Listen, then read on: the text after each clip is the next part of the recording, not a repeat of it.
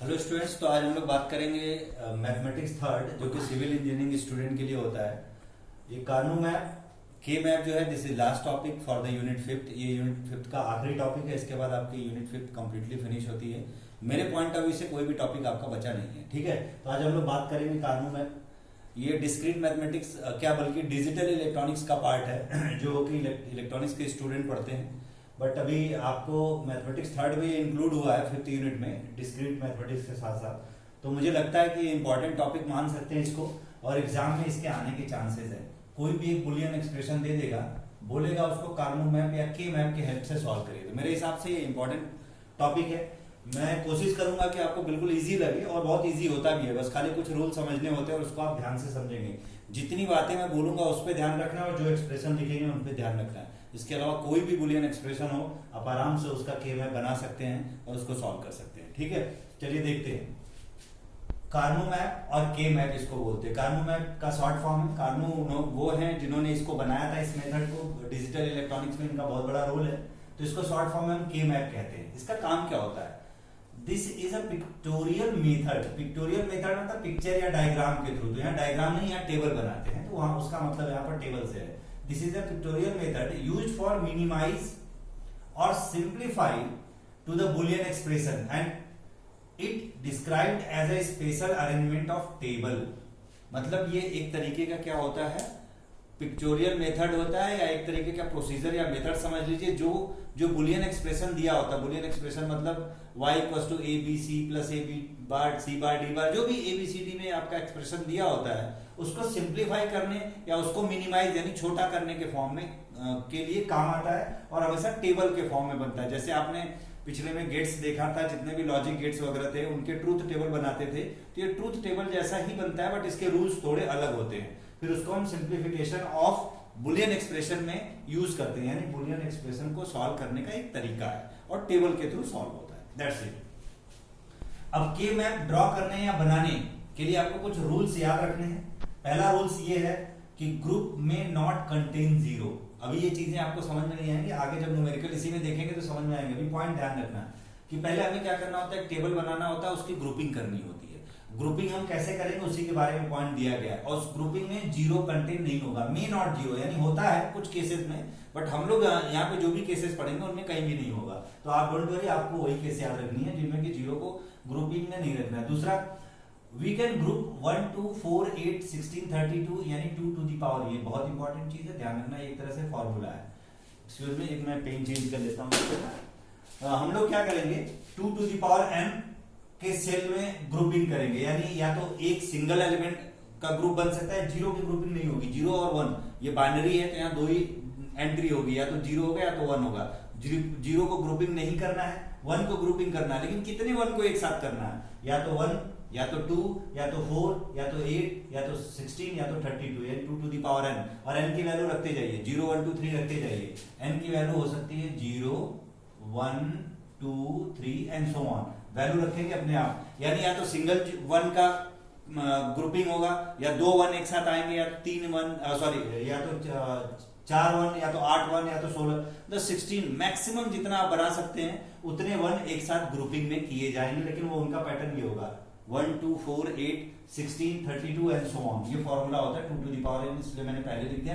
और n का मतलब हो गया यहाँ पे 0 1 2 3, ये क्या है, ये पैरामीटर है। बुलियन एक्सप्रेशन लिखने के लिए जो पैरामीटर, जितने नंबर ऑफ पैरामीटर चाहिए वो यहाँ डाल देंगे। आगे हम लोग देखेंगे, ठीक है। Each group as a large as possible. कोई भी ग्रुप जितना बड़ा बन सकता है आप बनाइए, कोई प्रॉब्लम नहीं है, ठीक है। Cell containing 1 must be grouped. जिस सेल में 1 हो उसको ग्रुप जरूर करना है, 0 करे या ना करे 1 को जरूर करना है जी। हालांकि आपको जितने भी प्रॉब्लम मिलेंगे उसमें 0 को भी ग्रुप नहीं करना है, सिर्फ 1 को ग्रुप करना है।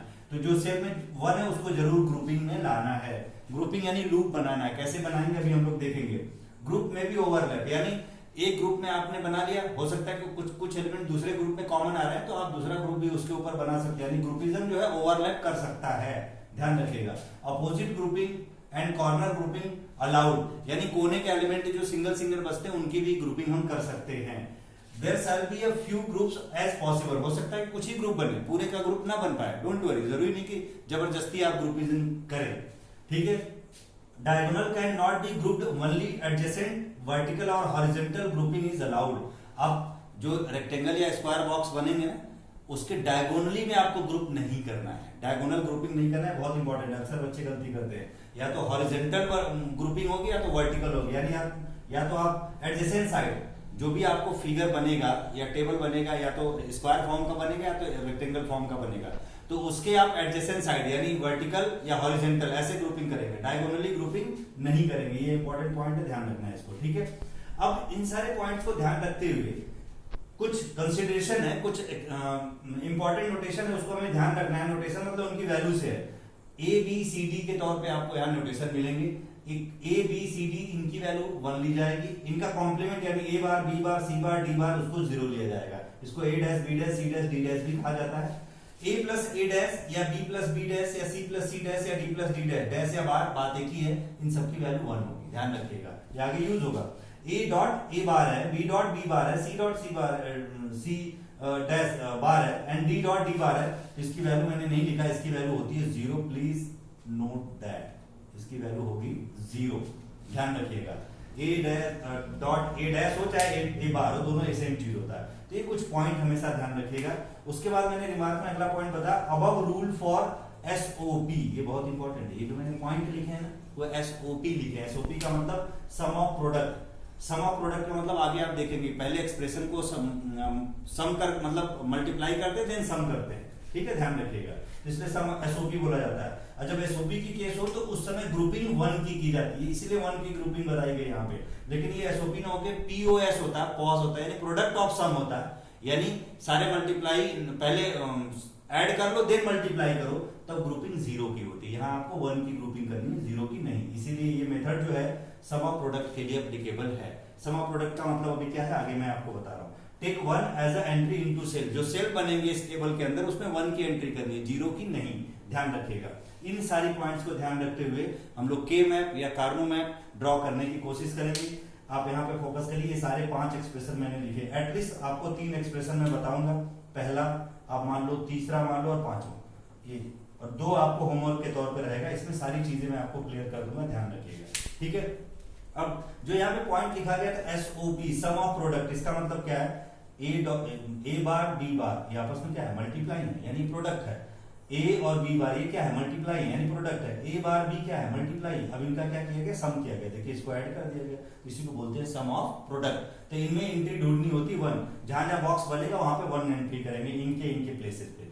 इसी तरह हर एक्सप्रेशन में वही है, ये आप पहले एबीसीडी का बार जो आपस में प्रोडक्ट हुआ देन इन सबको आपस में ऐड कर दिया। तो ऐसे आपको एक्सप्रेशन दिए होंगे, बोलेंगे कि इस बुलियन एक्सप्रेशन को आप सॉल्व करके बताइए। सॉल्व करना मतलब इनको शॉर्ट फॉर्म में लाना। शॉर्ट फॉर्म में कैसे लाएंगे, विद द हेल्प ऑफ के मैप और कार्नो मैप, यहाँ पे लिखा हुआ है। तो ये 3 क्वेश्चन हम लोग आगे देखते हैं किस तरीके से सॉल्व करेंगे। ओके, तो स्टूडेंट पहला क्वेश्चन है हमारा y equals to a bar b bar plus ab bar plus a bar b। ये आपको बुलियन एक्सप्रेशन दिया रहेगा एग्जाम में इस तरीके का। अब इसका हमें के मैप बनाना है। तो सबसे पहले के मैप का मतलब यही हो गया कि हॉरिजॉन्टल या वर्टिकल टेबल होंगे, उस टेबल में एंट्री हमें डालनी होगी, लेकिन कितने सेल्स बनेंगे यानी कितने खाने बनेंगे उसमें, तो आपको फॉर्मूला बताया गया। आप यहाँ पे देख सकते हैं कि ग्रुप करेंगे लेकिन खाने कितने बनेंगे, 2 to the power n cell बनेगी। ध्यान रखिएगा 2 टू द पावर n की ग्रुपिंग है, तो पहले टोटल सेल कितने बनेंगे ये तो देख लेते हैं। तो आप कितने इसमें पैरामीटर ए बी, 2 ही पैरामीटर है, ए बी दिख रहा है, ए बी बार है, लेकिन पैरामीटर तो 2 ही है, ए और बी, उनका कॉम्प्लीमेंट उनके साथ है, तो n की वैल्यू 2। तो टोटल नंबर ऑफ सेल कितनी बनेंगे, 2 टू द पावर n यानी 2 टू द पावर 2 यानी कितना हो गया, 4 सेल बनेगी। 2 पैरामीटर तो कितने सेल बनेंगे, 4। अब हम लोग के मैप ड्रॉ करने की कोशिश करेंगे, ध्यान से देखिएगा। सबसे पहले आपको क्या करना होता है, 4 खाने वाला एक टेबल बनाना होता है। ऑब्वियस 4 खाने वाला तो स्क्वायर बनेगा, क्योंकि 2 इधर, 2 वर्टिकल, 2 हॉरिजॉन्टल, तो ये आपका 4 खाने वाला बन गया। इसके अंदर की एंट्री क्या है, अभी हम उसके बारे में बात करेंगे। ध्यान रखिए कि कॉर्नर पे ऐसे हम लाइन ड्रॉ कर देते हैं, ए को यहां दिखाते हैं, बी को इस साइड, मतलब ए को कॉलम वाइज, बी को रो वाइज दिखाते हैं। कई बार ऐसा होता है कि आप बी को यहां दिखा सकते हैं, ए को यहां दिखा सकते हैं, डोंट वरी, कोई प्रॉब्लम नहीं होगी, आपकी मर्जी जैसे चाहे वैसे दिखाए, बट थोड़ा इजी होता है ए को कॉलम के वाइज दिखाना, बी को हॉरिजॉन्टल वाइज दिखाना, ठीक है। अब उसके बाद क्या करना होता है, पहली वैल्यू आपकी ए बार होगी। ए बार किसको बोलते हैं, 0 को। मैं ऑलरेडी आपको ध्यान रखिएगा यहां लिख चुका हूं, देखिए यहाँ पर ए बी सी डी इनकी वैल्यू 1 होगी, लेकिन बार लग जाएगा तो उनकी वैल्यू 0 होगी। तो ए बार से शुरू करते हैं, ए बार 0 और उसके बाद 2 एंट्री आएगी, 0 और 1, ए की और ए बार की वैल्यू, ए की वैल्यू हो गई 1। सिमिलरली बी बार की वैल्यू 0 और बी की वैल्यू 1, ठीक है, 0 और 1 से स्टार्ट करते हैं। अब आपको क्या करना है, ये आपने खाली अभी इसके अंदर एंट्री 1 कैसे आई, मैंने इस तरीके से क्या बनाया वो सब अभी हम बात करते हैं। अभी आप इसको मानिए ब्लैंक, खाली हमने ऊपर लिखा। अब आप बुलियन एक्सप्रेशन को देखिए, जहां जहां ये टर्म दिए होंगे वहां वहां पे 1 डालना है, वहां एंट्री क्या करनी है 1। मैंने ऑलरेडी रिमार्क में बता रखा है, ए बार बी बार ढूंढे, तो ए बार हम पहले इधर देखेंगे वर्टिकल, ए बार यहाँ आ रहा है, फिर हॉरिजॉन्टल चलेंगे, बी बार यहाँ आ रहा है। तो ए बार बी बार वाले प्रोडक्ट में जो पहला खाना है, पहला बॉक्स आ रहा है, उसमें क्या एंट्री डालनी है 1। हर जगह 1 डालना है, जहां पे ये आएगा, जो नहीं आएगा उसको छोड़ देंगे। तो ये आपका 1 आ गया। अब ए बी बार है तो ए यहाँ पर आएगा, बी बार हमें यहाँ चलना है, तो बी बार कहाँ है आपका, ए बी बार यानी पहला वाला, ए वाला ये है और बी बार ये है, तो इसका बॉक्स ये आएगा, यहाँ पर 1 डाल देना, तो 1 एंट्री यहाँ कर देनी, 1 ही डालना है आपको, ध्यान रखिएगा। 0 वाला केस अलग होता है, बट आपको 1 वाले केस पे ही फोकस करना है, ये क्वेश्चन आने हैं, ठीक है। इसी तरीके का हम डिस्कस करेंगे। ए बार बी, ए बार यानी ये और बी कहां पर ये, इसके आगे चलते हैं और ये वाला बॉक्स, तो इसमें क्या आ गया 1, ये तीनों के नीचे एंट्री आपने 1 कर दिया, ठीक है, गुड। अब आप क्या करेंगे, इनका ग्रुपिंग करना है। ऐसे जो लाइन खींची गई है ना हॉरिजॉन्टल या वर्टिकल, ये ग्रुपिंग की लाइन है, इसी को ग्रुपिंग वर्ड दिया गया था। अब आप डॉटेड लाइन से दीजिए चाहे कंटिन्यूअस से ऐसे खाली सर्कल बना दीजिए, कोई प्रॉब्लम नहीं है, उससे कोई दिक्कत नहीं है। आप ध्यान रखिएगा, आप डायगोनली नहीं बना सकते, जैसे 1 और 1 ऐसे आ रहा था, डायगोनल नहीं कर सकते, और ग्रुपिंग हमेशा 1 की होती है। मान लीजिए एंट्री में अगर 0 आया होता, फॉर एग्जांपल, कुछ नहीं तो 0 लिख देते, तो आप 1 का 0 के साथ नहीं कर सकते, सॉरी कभी भी नहीं कर सकते। इस 1 का 0 नहीं, खाली 1 का 1 के साथ ही होगा, और जितने चाहे 1 एक साथ इकट्ठा कर सकते हैं। अगर हम इन तीनों को एक ही ग्रुप में डालते तो ग्रुप के बारे में बोला गया कि हमेशा एडजेसेंट साइड की तरह बनता है, यानी एक वर्टिकल तो एक हॉरिजॉन्टल, तो एक वर्टिकल और एक हॉरिजॉन्टल बना। और अगर हम ऐसे करते तो ये दोनों बनाते, जो कि अलाउड नहीं है, क्योंकि वो क्या हो जाता है डायगोनल में अलाउड नहीं है।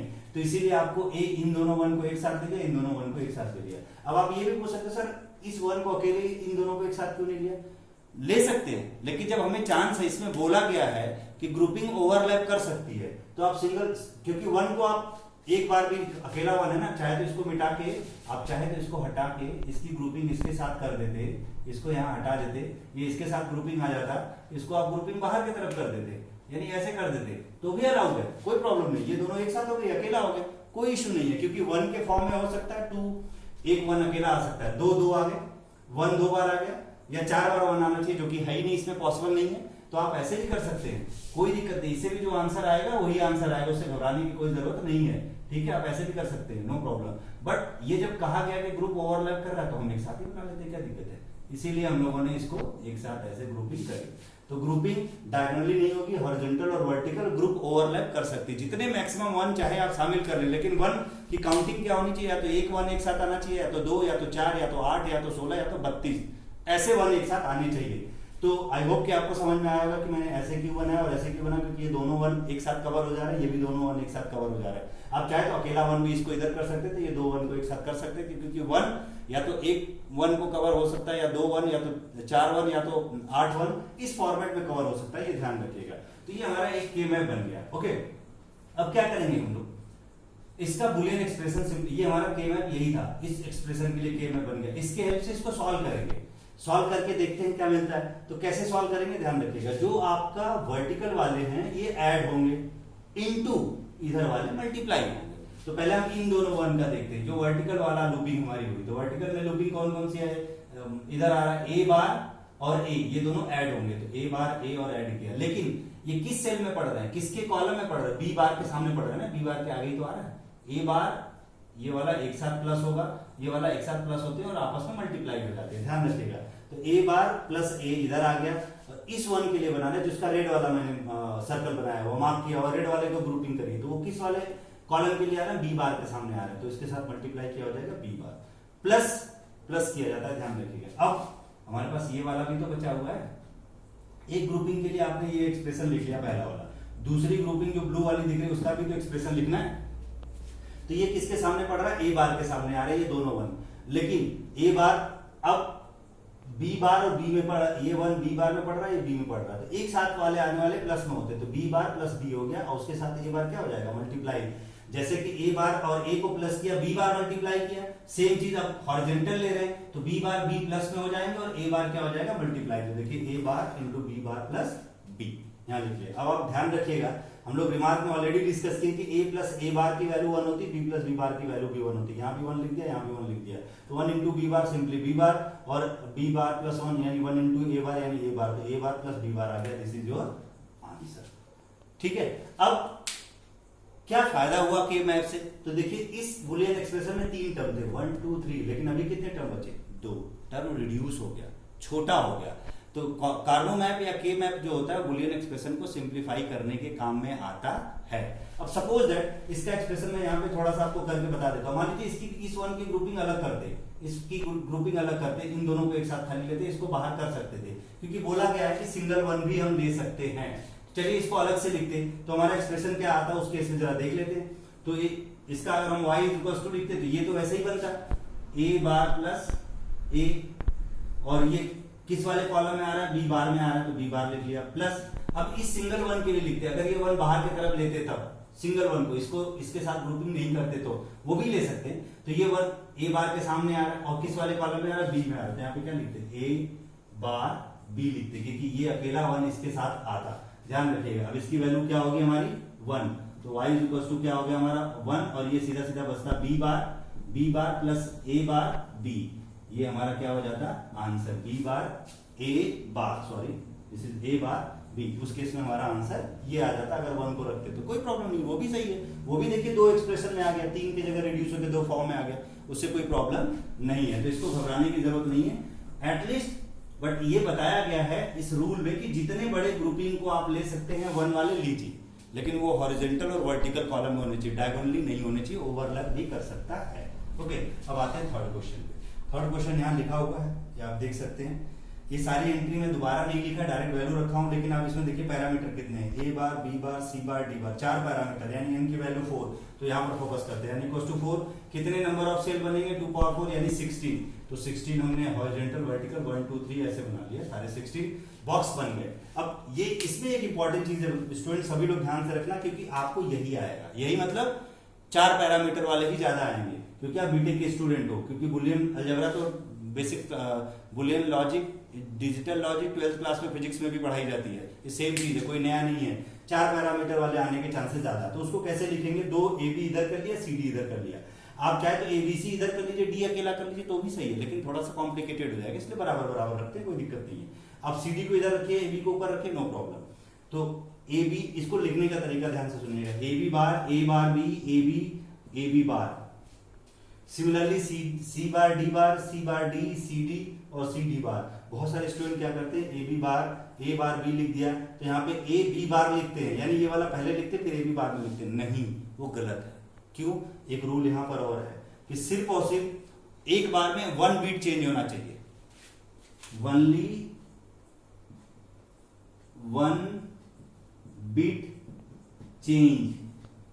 ये ध्यान रखना, ये बहुत इंपॉर्टेंट पॉइंट है 4 वाले में, जब भी आएगा ओनली 1 बीट चेंज होना चाहिए। मतलब मैं क्या कहना चाह रहा हूं, जरा ध्यान से देखिए।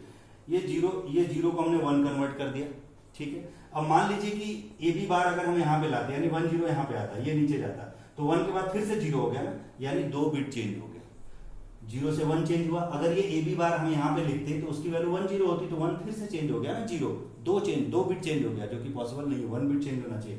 देखिए यहाँ कैसे 1 बिट चेंज है, 0 से 1 हुआ, अब इसको चेंज कर दिया, ये 1 को ऐसे ही रहने दिया, इस 0 को 1 कर दिया, तो देखिए एक बिट यहाँ चेंज हुआ, इस 0 का 1 हुआ, तो एक ही बिट चेंज हुआ ना यहाँ पे, फिर से वापस इस 1 का फिर से 0 कर दिया, फिर से तो 1 बिट चेंज है। यानी पूरे एक्सप्रेशन में term by term 1 bit change होना चाहिए, एक पोजीशन इसका तो एक पोजीशन इसका, इस वजह से ऐसा बनाया गया। सिमिलरली तो 1 1 थर्ड प्लेस पे आएगा, 1 0 लास्ट में। ध्यान रखिएगा, स्पेशली 4 और नंबर वाले वेरिएबल्स में ऐसी प्रॉब्लम आती है। सिमिलरली हॉरिजॉन्टल वाले में भी यही करना है, CD यानी 1 1 पहले आएगा, CD बाहर वाला 1 0 बाद में।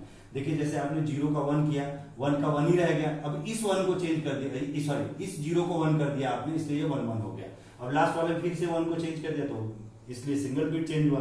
अगर 0 से 1, अब इस 0 को आप 1 को 0 करते तो 2 बार चेंज हो जाता, इस वजह से ऐसा नहीं किया गया। तो आई होप कि आपको समझ में आया होगा, सिंगल बिट चेंज होना चाहिए। जैसे 0 का 1 हुआ तो 1 फिर से चेंज कर देते तो 2 बार चेंज हो जाता, इसलिए 1 को 1 ही रहने दिया, इस 0 को चेंज किया। सिमिलरली यही प्रोसेस आगे चलेगा। चलिए एंट्री फिल करते हैं। ये होने के बाद जो आपका एक्सप्रेशन है, पहला यहाँ पे ध्यान दीजिए, ए bar B bar C bar D बार, तो ए बी बार के सामने सी डी बार के सामने, तो ए बी बार सी डी बार 1 आ जाएगा। सिमिलरली ए बार बी, तो ए बार बी कहाँ है, ए बार बी यहाँ है, ये वाला। उसके बाद आगे क्या है, सी बार डी, तो A bar B C bar D कहाँ आएगा, सी बार डी, ये वाला आएगा, उसके सामने 1 यहाँ पे एंट्री कर दी। ठीक है जी। इसी तरीके से आपका आ जाएगा ए बी सी बार डी बार, ये यहाँ पर आ जाएगा। इसी तरह आगे चलेंगे, ए bar B C bar D, बहुत इजी होता है, ए bar B C bar D, A bar B C bar D यहाँ पर आ जाएगा। इसी तरह आगे continue, A bar B C D, A bar B C D वाला ये है, तो यहाँ आ जाएगा। इस तरह इस एक्सप्रेशन को देखिए सारी एंट्री आप 1 की कर लेंगे जहां जहां आएगा। इसी तरह लास्ट में आ जाते हैं, A B bar C bar D, A B bar ढूंढते हैं, ए बी बार यहाँ पर है, और सी डी बार कहाँ है, लास्ट वाला है, तो आपका लास्ट में आ जाएगा। सारी एंट्री इस तरीके से फिट होगी। अब ग्रुपिज्म देखिए कैसे करनी है। अगर मान लीजिए हम इन दोनों को 1 ले लिए एक साथ, अगर हम इसको ऐसे करके ऐसे बनाते तो वो बन सकता है, बट वो सही नहीं है, क्योंकि ये आगे और किसी के साथ पेयर बना रहा है। आप अगर 1 को ऐसे ले आए, ऐसे बना दिए, तो एक 1 ओवरलैप कर गया, वो भी ठीक है, no problem, horizontal and vertical, but जरूरत नहीं है, क्योंकि ऑलरेडी ये एक 4 का ग्रुपिज्म बन रहा है आपस में। खाली ये 2 एक साथ बनाते, ये 2 एक साथ बनाते, या हॉरिजॉन्टल जैसे वर्टिकल 2-2 बनाते तो भी चल जाता, बट कोशिश करनी चाहिए जब भी सारे 1 अगर एक साथ दिख रहे हैं, एक ही वर्टिकल या हॉरिजॉन्टल कॉलम में आ रहे हैं, तो ये बताया गया कि ग्रुप में be as much as large, group बड़ा भी बनाया जा सकता है। इधर मैंने पॉइंट लिखे होंगे, उसको आप देख लेना बाद में, हर बार मैं उधर नहीं बताना चाहूंगा, आप इसको नोटिस करिए, चारों एक साथ दिख रहे हैं। सपोज दैट एक 1 यहाँ नहीं होता, तो क्या करते, फिर हमें ऑप्शन नहीं था, तब सिर्फ इसका बनाते हैं और आपस में इसका बनाते हैं, क्योंकि डायगोनली नहीं बनता है। अब ये सिंगल 1 बन रहा है, तो इसका इसके साथ ग्रुपिंग नहीं कर सकते, क्योंकि बीच में सेल्स खाली है। इस 1 का इनके साथ ग्रुपिंग नहीं कर सकते, क्योंकि बीच में खाली है, और इन दोनों का अगर ग्रुपिंग करते तो ये डायगोनली हो जाता, जो कि पॉसिबल नहीं है। तो इस तरीके से इसको हम ड्रॉ करते हैं।